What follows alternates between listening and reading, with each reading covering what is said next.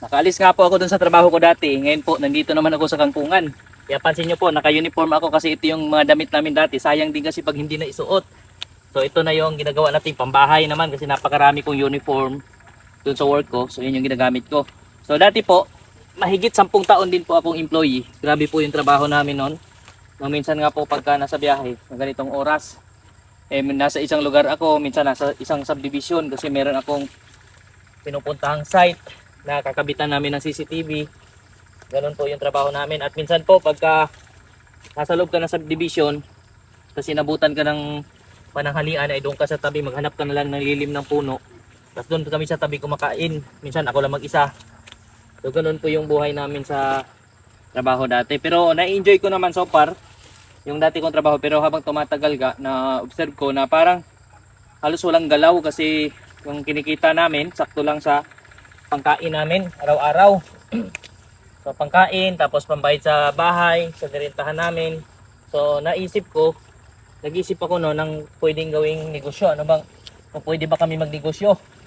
Sabi ko, ano ba yung pwede namin umpisahan? So doon nga, no, tuloy naman na kwento ko sa ibang vlog. Doon nga na inumpisahan namin habang nasa Maynila ako. Tinawagan ko yung magulang ko kasi nandito sila sa probinsya. Ang sabi ko, kung meron bang chance na mag-umpisa kami ng business, ganon. So ayun, napagkuha na namin na mamili kaming palay, kasi benta namin bigas. So ganon yung una kong mga pinasok, kung ano-ano lang. Tapos yun nga, may dumating akong extra noon. Nung naging supervisor ako, nagkaroon ako ng extra income noon kasi merong komisyon. Nagka-komisyon ako dun sa aking projects. So ginamit ko naman yon pampuhunan.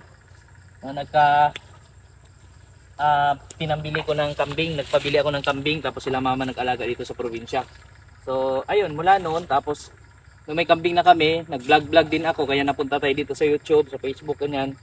Sinishare ko rin habang nasa Maynila ako.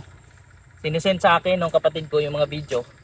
Tapos yun yung ine-edit ko. Kung ano yung natutunan ko doon sa video yung pinapanood ko, ginagawan ko rin ng video sarili ko hanggang sa yan, napadpad tayo dito sa vlogging. Tapos nung nagkaroon nga kami ng iba-ibang alaga, baboy, manok, kambing, tas na problema na ako, sabi ko parang hindi na kaya nila mama sa dami ng alaga. So doon ko na-decide nung medyo kumita rin tayo ng konti. So doon ko na-decide na mag full time na sa bukid. Ayaw nga sana ng misis ko yun kasi ayaw niya sa bukid kasi nga hindi naman siya sanay dito. So hanggang sa nagpatayo ako ng bahay, nung sabi ko rest house lang. Tapos yung bahay na yon inuwian namin, tapos na-realize namin na sige, uwi na lang tayo ng probinsya. Yun, sumama na rin yung buong pamilya ko doon, yung misis ko, anak ko. So napadpad kami dito sa probinsya. Tapos itong ang kinatayuan natin ngayon, itong Kangkungan, ano to, isa to sa hinuhulugan din nating lupa. 1.5 hectares ito. Tapos iba pa yung lote doon sa ibabaw, meron tayong lote doon na 2,000 square meter. Yun naman yung fully paid na. Tapos itong pababa, ito yung hinuhulugan ko monthly. No, for ano to, 2 years kong hinuhulugan. Ang halaga nito 1.1M, no? Kaya naman ay pumayag din yung nito, yung dealer nito kasi mabilis kong natapos bayaran yung sa ibabaw. No, kaya nagtiwala siya sa akin.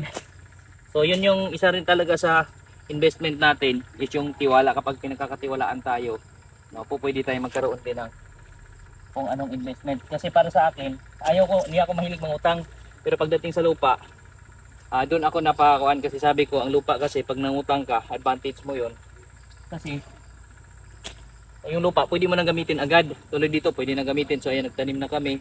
Tapos, lumalaki ang value ng lupa. Tapos, pwede ka pa magtanim doon, pwede ka pa magnegosyo kung anong pwede mong gawing business. So maraming advantage.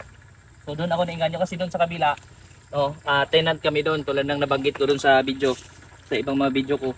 Tenant kami doon, matagal na kaming tenant mula pa sa lolo ko, sa mga magulang ko, sumunod sila papa sila mama, sila yung mga tanim nga ng lolo ko doon, nagtsuhin ko ng mga niyog. Hindi na namumunga sa sobrang tagal ng tenant doon. Sila mama doon na pinanganak, hanggang sa ngayon sila mama ulit ang bagong tenant. Nagtanim si papa ng niyog nung paglipat namin doon. Ngayon namunga na rin yung mga niyog na tanim niya, so tenant pa rin kami doon. Kaya ako nangarap ako na sana magkaroon kami ng sariling area na matatawag naming farm. No, kasi doon di mo masasabi kasi hindi naman atin eh. So doon nakikialaga lang kami kasi yun ay niyugan, punong-puno ng niyog. Tapos ang kuan lang doon, sa ilalim kasi naging damuhan lang, kaya nanghihinayang ako. Sabi ko dati kasi yun nga ang inuuna kong tinitingnan dati sa pinapasok ko is anong resources na meron na kami para hindi kami gumastos. Kasi ang una kong naisip na business, pag sinabi mo kasing business, magrenta ka sa syudad, mag-uupa ka ng lugar, space kung saan mo itatayo yung negosyo. So yun yung una ko na una kong iniisip, no? Pero habang tumatagal, yun yung na-realize ko na dapat kung ano yung resources na meron na, yun yung ating i-grow, yun yung palaguin natin lalo. So ayun, napadpad tayo dito sa bukid at sa awa ng Diyos, no, kahit papano sa ngayon, kasabay nga nitong paggawa ko ng mga video, ganyan pag-edit ng video, tapos itong pagtatanim natin, pag-aalaga natin ng mga baboy, manok, kambing, no. Kaya nga mabilis nating nabayaran yung ibabaw kasi pag may nabenta rin tayong baboy, diretso agad yan. Dinadala ko agad doon sa kuan nitong lupa, doon sa real estate na company yung nag-handle nito. So dala ko agad doon, nagbabayad ako agad, kaya malakas ang loob nung na talagang porsigido tayo magbayad, kaya talagang pinagkatiwalaan tayo. So yun yung mga isa sa source natin dito, no. Tapos ayun, tuloy-tuloy lang, no. Tsaka sa akin nga dati kapag may napapanood akong bumibili sila ng lupa, hindi ko maisip kung kaya bang mayari sa buhay ko yun, no. Pero ngayon yun yung pagkakataon na pinagkaloob ni Lord, no. Kasi tulad ngayon wala naman tayong milyon, pero may nagtiwala sa atin ng hulugan, which is pinagsisikapan na lang natin monthly na makuha natin yung target na bayaran natin every month, no. Yun yung yun yung pinagsisikapan natin, at napupush yung sarili natin na gumawa ng paraan kapag wala tayong pambayad, no. So yun yung kagandahan sa utang na lupa. At ang maganda dito sa utang na lupa, pag di mo nabayaran, pwede mo ibalik, no. Hindi tulad ng pera, kapag di mo nabayaran ay malaking problema. Pag lupa kasi pwede mong i-grow lalo. So tulad na nabanggit natin sa inyo. So ayan po yung aking naging paraan, no.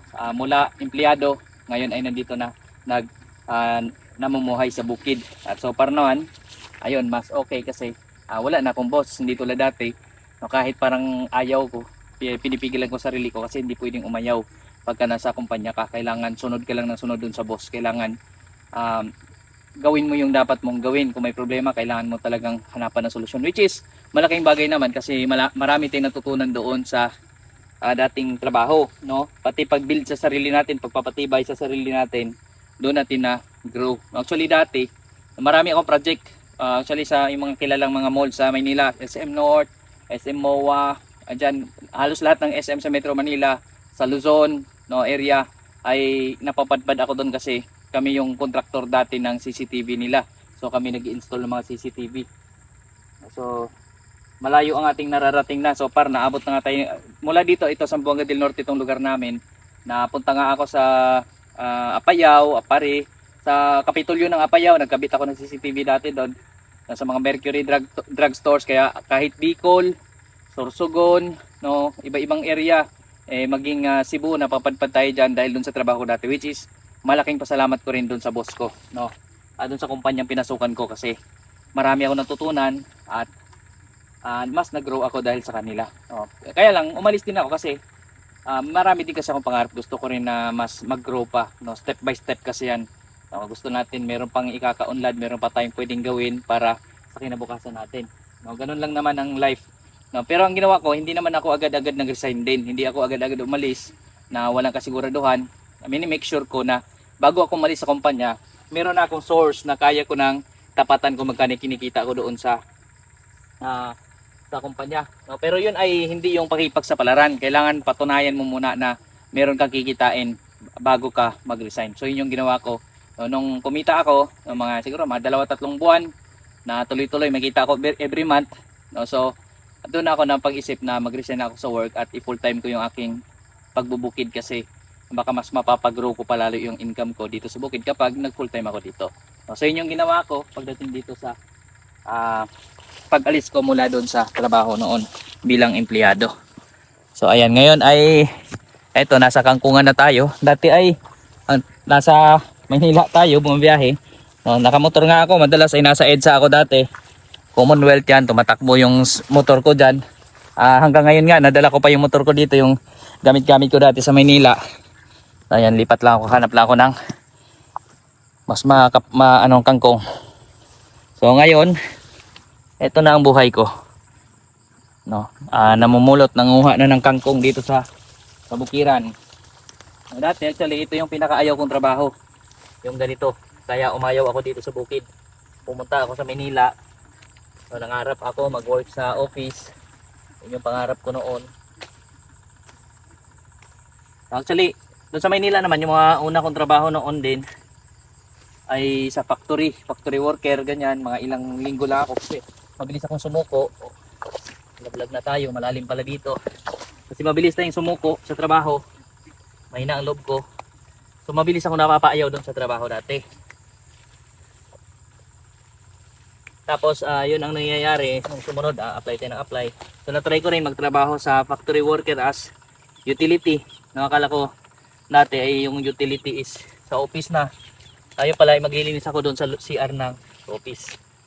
Ayun pala yun, parang janitor din pala. No, pero nakakatuwa naman, yun yung gusto kong trabaho nga walang stress. So masayang trabaho lang. Maliban na lang pagka janitor ka tapos yung boss mo din sobrang tapang. Hanapan ka ng mali lagi, yun ang problema. So, yun yung inaayawan ko sa kumpanya. Tapos dati kung saan saan kami, kahit Makati, Caloocan, kahit saan dyan, pumapasok tayo sa mga office, kahit ako'y matakotin, ako'y tubong bukid, takot sa tao. Ganoon kasi talaga ako, matakotin ako. Pero so far nung napadpad ako dun sa Maynila, nawala yung takot ko kasi talagang kailangan kong gawin yung trabaho. Ang comfort ko talaga is nasa bukid kasi wala akong kailangan kausapin. Yung hindi tulad ng sa kumpanya na kailangan kausapin mo yung mga boss, kailangan mo may pag-coordinate para dun sa paggagawa ng trabaho mo, CCTV ganyan. So dito walang kailangan ganon, hindi mo kailangang gawin palagi. So ang ginagawa ko lamang, magtanim, mag-alaga ng hayop. Tapos ito kung ano yung mga natin, ano yung mga tungkol dito sa buhay-buhay natin dito, sinishare ko rin sa inyo para makapag-share din tayo ng inspirasyon. Kasi nga sabi nga, mas mag-grow tayo kapag yung ginagawa natin ay nakakabuti hindi lamang sa atin kundi nakakabuti rin sa mas nakakarami. So yun yung ating mga goal dito. Ayan. So medyo malalim dito, kailangan nating lumipat, bumaon yung ating paa dyan. So ito buo na natin yung isang bugkos. No, actually ang dialect namin dito Bisaya. No, nag-ano lang o Tagalog lang ako para maintindihan ng lahat. Kasi marami din sa mga viewers natin nasa Luzon. Kasi dati talaga nag-start ako maggawa ng mga video. No, mula dun sa YouTube, no, dito sa Facebook, TikTok, ay nung nasa Maynila kami.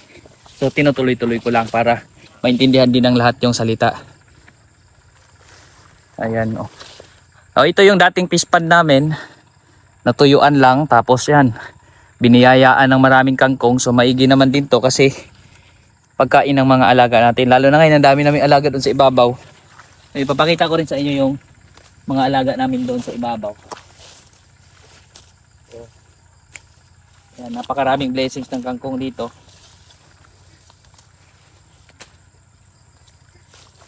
So ayan o. So dati, yun, pangarap ko dati na makapagtrabaho sa syudad, natupad naman, tinupad ni Lord.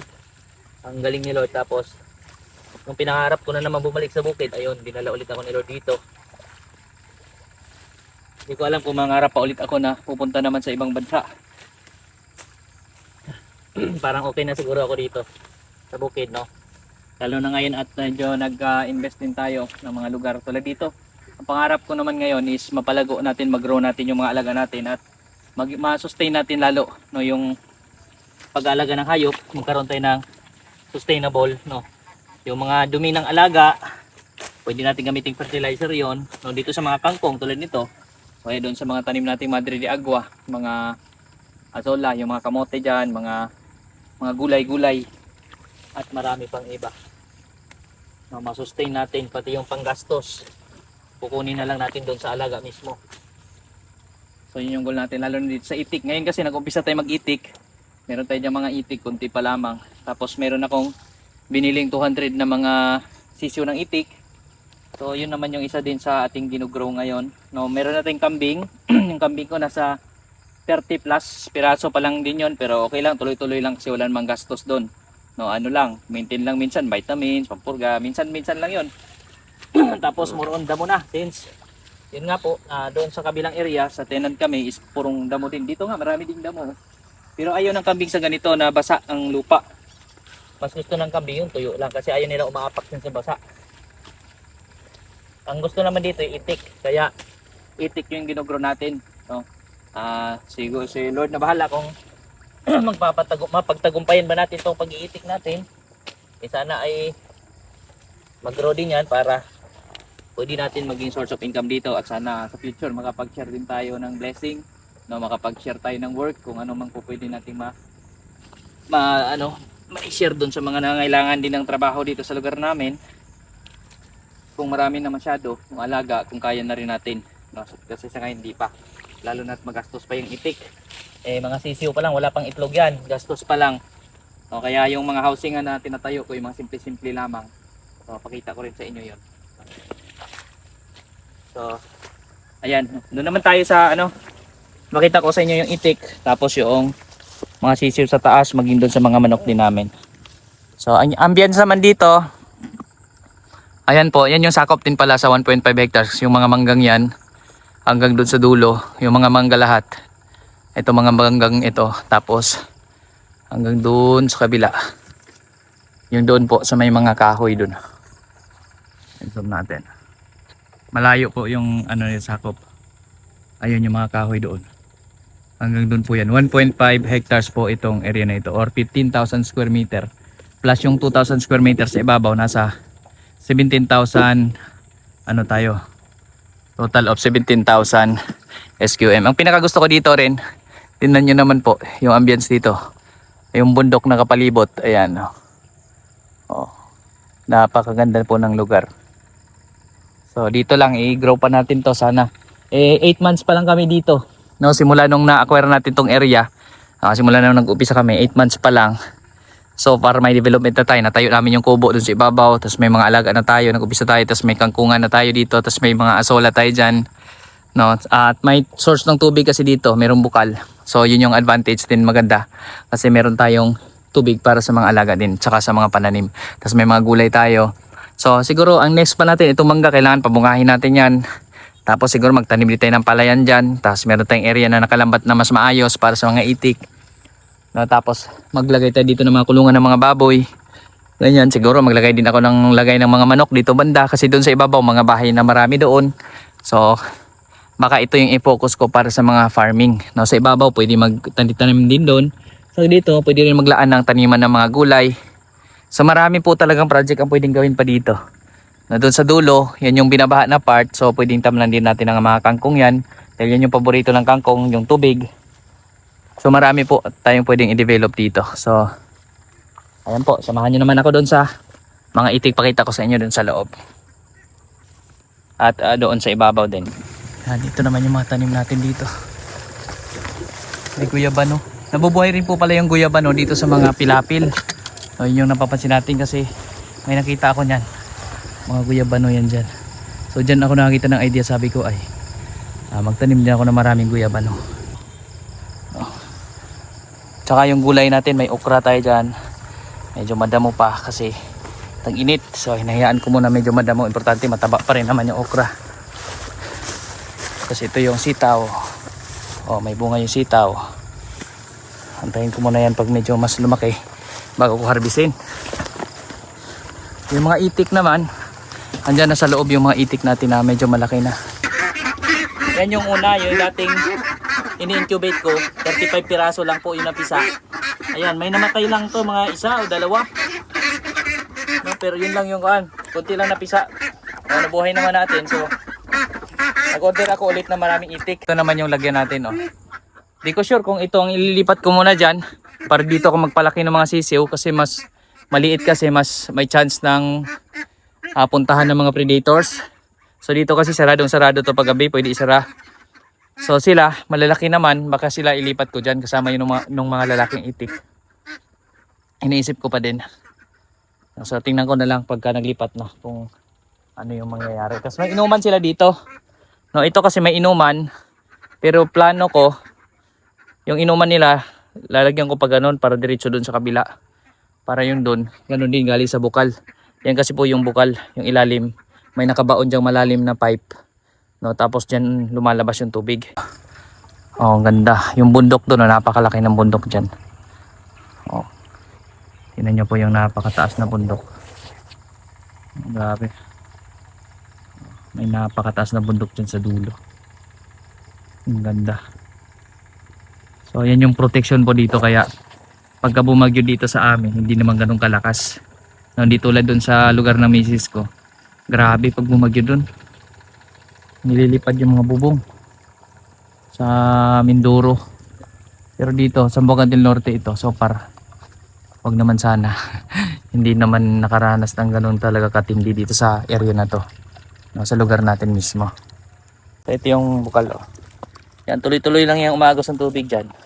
Tapos papunta yan dito. Tapos may submersible pump ako dyan. Kasi yan naman yung nagpo-provide ng tubig doon sa ibabaw para sa mga alaga natin doon. No, di kuryente kasi, no. Pag kinabit yung kuryente sa ibabaw, matik nga naakyat yung tubig dito sa house nito. Ayan. So ayan, magpakain muna ako ng alaga sa ibabaw.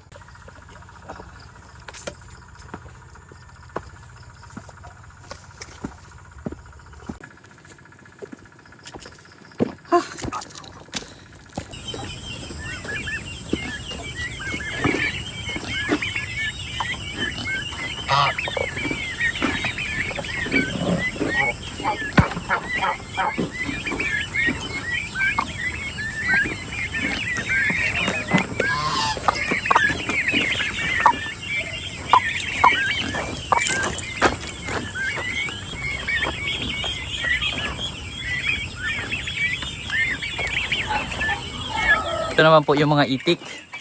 Kita ko lang sa inyo. Ayan, may mga iba-ibang manok tayo dito. Pabo, gansa, baboy. May mga baboy tayo dyan.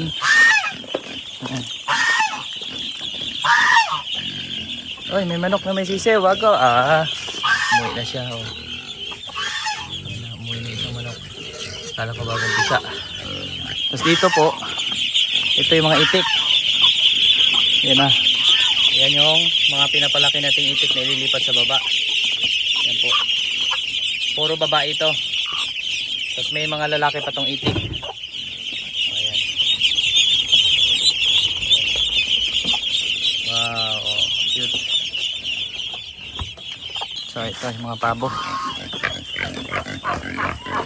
Yung ibang itik nandun naman sa ibabaw.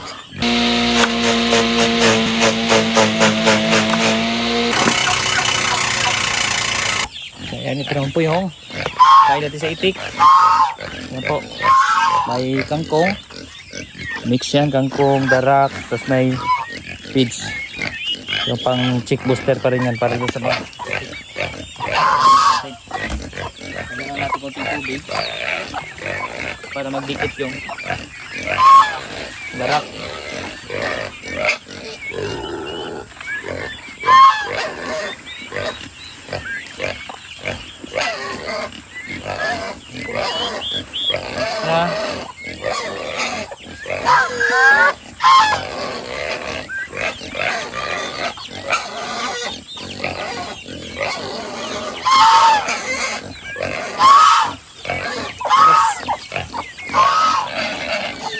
Lagyan natin sa itik.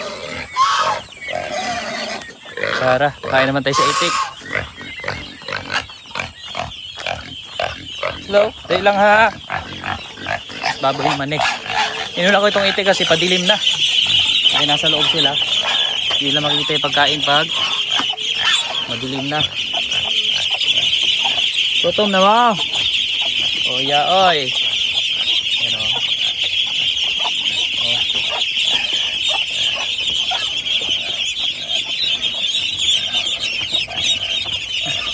Oh. Bigla na papalagay.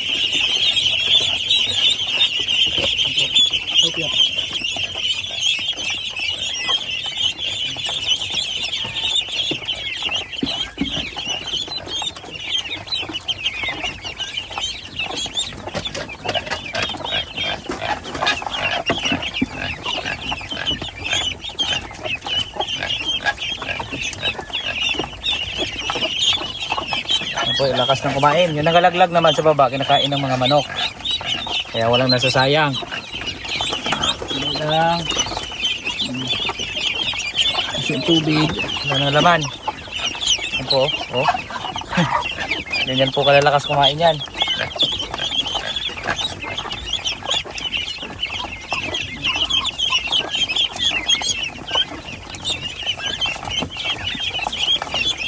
Yan na.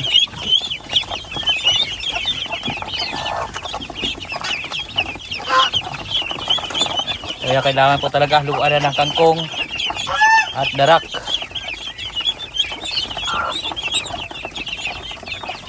Ayan, yan naman itong iba. Lalagyan ko pa sa ng tubig. Ayan.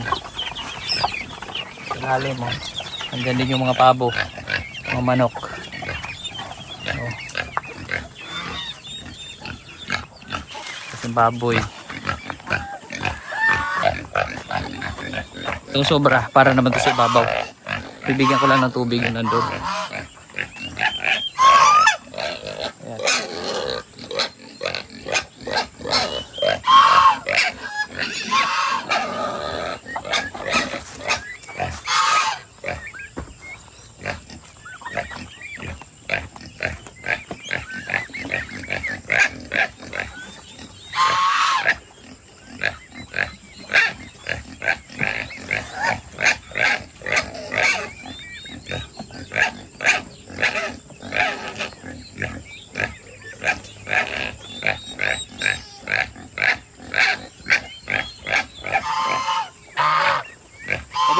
May vitamins ako ng halo. Ngayon naman wala.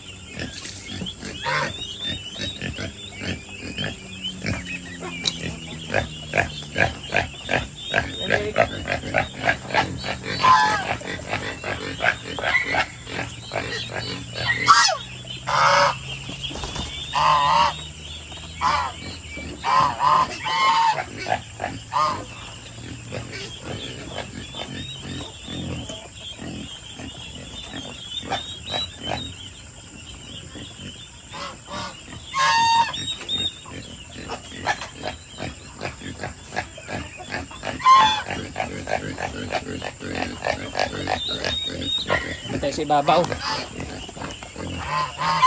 Po, ito naman yung mga lalaking itik. Yung mga babae nandun sa baba, yung babaeng itik ngayon. Mga lalaking itik naman nandito. Hiwalay natin to. Kasi mamimili lang tayo dito ang ipapalahi. Dami nila. Yan, inihanda ko na naman po ngayon para naman sa mga baboy natin. Ayan o, may dalawa tayong baboy dyan. So haluan ko lang po ng vitamins. Ayan po. Multi-B. Halo natin vitamins. Para malakas yung baboy natin. Since naghalo tayo ng kangkong.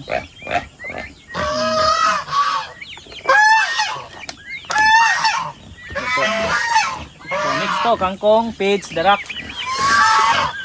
Ito mga pabo, kumain na to kanina. Kaya okay lang, makikisalo lang yan sila dyan. Tara, ito lang.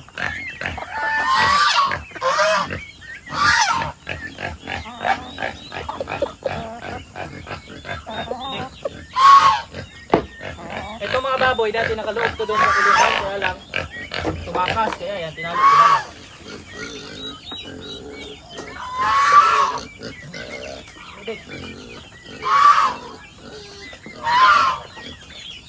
Ayan o, nakikisalo.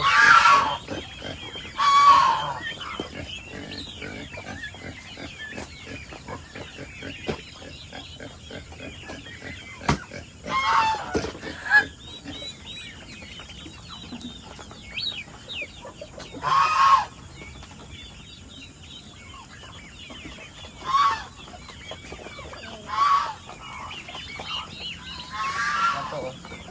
Dati nakakulong sila doon sa may kulungan sila doon. Tumakas sila, ayun. Tinali na lang kasi sinira nila yung kulungan nila. Ayun oh, yun yung kulungan nila doon oh. Ayan. Lumaki na sila. Nung lumaki na, malalakas na. Sinira nila yung interlink. Lumusot sila sa ilalim. Ayan. Napansin nyo po yung nakasako dyan. Ito po. Saging to. Nakawala kasi sila. Sinira nila yung saging. Ayan o. Pinalibot ako sako para mabuhay ulit. Pinutol ko na lang. Tapos pinakain ko rin sa kanila. Kasi sinisira nila eh. Ayan o. Mix yung kanilang pagkain. Libre yung pagkain ng mga pabo o. Kumain na kanina yan. Yung pabo kasi kumakain din po yan ng mga damo. Kaya mga kangkong kumakain din yan. Mga darak ganyan. Buti mabait yung mga baboy na to. Hindi sila nagagalit. Kundi kisalo yung mga pabo at manok. So ito, puro babae ito. So inisip ko baka kung may naghanap, siguro may ibenta. Pero kung kuan, gagawin ko inahin to. Kasi malalaking lahi din naman nito. Flanders Large White yung lahi ng nanay nito. Yung tatay nito, Pitrin. 2, 4, 6, 7. 14 pala dito.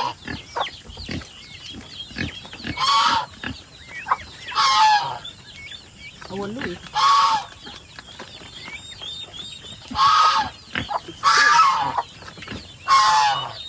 2, 4, 6, 7. 16 pala dito nito oh. Maganda gawing inahin to. Ito po, maganda gawing inahin. Malalaman mo yan kasi yung kanya, yung kanyang didi napakarami, 16 piraso. Kahit mag-anak pa siyang 16, buhay lahat kasi kaya niyang buhayin lahat. Kasi tigi-isa sila. Ayan po. Oh, no. Buhay na buhay oh. Ibig sabihin po, good ito pang inahin. Tapos itong isa, 2, 4, 6. Hello? Babait din to. 2, 4, 6, 7. Ito ang 16. 14. 7. 2, 4, 6, 7. 2, 4, 6.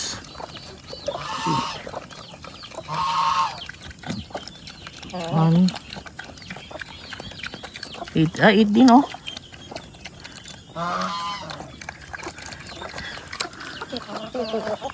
Okay din. 2, 4, 6, 7. 2, 4, 6. 7, 14. Nasa 15 ang didi niya. Magkaiba ah. Pero okay din. Goods. Ayan po. 7 sa kabila. 8 sa kabila. Pwede na yan. Pwede pala pang inahin to talaga. So ayan. So ayan po yung ating update mula dito sa ating ginagawang farm. No, ito yung lote. Yung lawak nitong lote, 80 meters po itong pahaba doon, pababa. Tapos 25 meters po yung pagganyan niya. Ito po yun, ipasyal ko rin kayo dito. Update lang, update. Ayan o. Tapos may mga kasaba tayo dito. Ito pwede na ma-harvest. Kaya lang inuna nang nag-harvest ito ng mga pabo. Nag-harvest na sila. So, hindi ko alam kung may makuha pa kami dyan. Tapos ito po, yung mga tanim natin mga prutas. Ayan o. Oh. Tapos may santol. Malaki na yung santol o. Yung tinanim natin, may mangustin tayo dyan. May iba-ibang prutas tayo sa baba naman, may mga avocado tayo dyan. So hanggang doon pa po ito, yung mga kahoy, yung kahoy na yun doon sa unahan. Ayan, unahan pa niyan. So bumaba, tapos umakyat ulit siya doon. So ito yung 2000 SQM na lote natin. Yung sa baba, yun yung 1.5 hectares. So ayan, yung ating update mula dito sa aming mga alaga sa bukid. Itong ating lote na ginawa nating farm. At muli po, maraming salamat po sa inyong panonood.